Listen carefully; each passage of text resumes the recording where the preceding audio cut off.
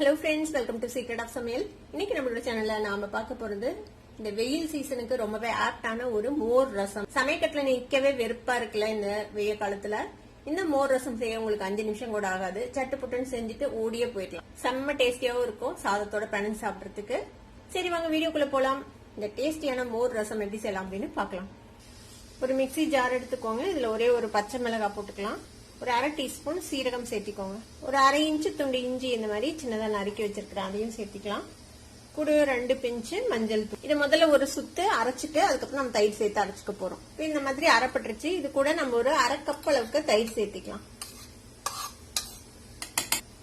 இதையும் நம்ம ஒரு அரைச்சிட்டு வந்துடலாம். இப்ப நம்ம இந்த தயிரும் சேர்த்து இந்த மாதிரி அரைச்சாச்சு. இப்ப இதை வந்துட்டு ஒரு பாத்திரத்துல ஊத்திக்கலாம். இது கூடவே நம்ம தண்ணி ஊத்திக்க போறோம். இது கூடவே மிக்சி ஜார்ல தண்ணி விட்டு தண்ணி ஊத்திக்கோங்க. ரசம் அப்படின்னு சொல்றதுனால கொஞ்சம் தண்ணியா தான் இருக்கணும். பாத்தீங்கன்னா தெரியும் இந்த அளவுக்கு தண்ணியா இருக்கு. இதுல தேவையான அளவுக்கு உப்பு சேர்த்துக்கலாம். இப்ப இதை அடுப்புல வச்சாச்சு. நம்ம அடுப்பு ஆன் பண்ணிடலாம். இப்ப இந்த மோர் ரசம் வந்து ஜஸ்ட் நுர கட்டுற வரைக்கும் தான் நம்ம அடுப்புல வைக்கணும். அதுக்கு மேல வச்ச ஒரு மாதிரி திரி திரியா ஆயிடும்.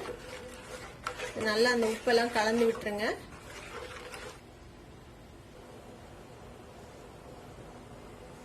இப்ப பாத்தீங்கன்னா தெரியும் லேசா பபிள் வர ஆரம்பிக்குது. இவ்வளவுதான் கொதிக்க விட்டோம், ஆஃப் பண்ணிடல. இப்போ மிக்ஸ் பண்ணி விட்டு இதுல வந்துட்டு கொஞ்சமா கொத்தமல்லி தலை போட்டுடலாம். இப்ப இதை இறக்கி வச்சிருங்க. நம்ம மோர் ரசத்துக்கு தாளிச்சு கொட்ட போறோம். அதுக்கு வந்துட்டு ஒரு தாளிக்கிற கரண்டி அடுப்புல வச்சிருக்கிறேன். ஒரு ஸ்பூன் எண்ணெய் விட்டுக்கலாம். எண்ணெய் சூடாயிடுச்சு. கொஞ்சமா கடுகு சேர்த்திக்கோங்க. ஒரு 1/2 டீஸ்பூன் கடுகு. கடுகு சேர்த்துட்டு அடுப்பை ஆஃப் பண்ணிடலாம். இந்த சூட்லயே இது வந்து ஃப்ரை ஆயிடும். கூடவே கொஞ்சமா பெருங்காயத்தூள் சேர்த்திக்கோங்க. கொஞ்சமா கருவேப்பிலை, ஒரே ஒரு வரமிளகாய் தூள் வச்சிருக்கிறேன், அதையும் சேர்த்துக்கலாம். இந்த தாளிப்பை இந்த மோர் ரசம்னால நம்ம ஊற்றிக்கலாம். அவ்வளவுதான், நம்மளோட ஈஸியான மோர் ரசம் ரெடி ஆயிடுச்சு.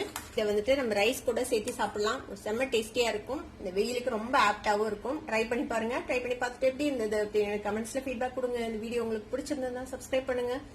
பக்கத்துல இருக்கிற பெல் ஐகானை கிளிக் பண்ணுங்க. அப்பதான் ஃபியூச்சர் நோட்டிபிகேஷன்ஸ் உங்களுக்கு உடனே வந்து சேரும். லைக் பண்ணுங்க, ஷேர் பண்ணுங்க. தேங்க்யூ ஃபார் வாட்சிங் this video viewers. Bye bye.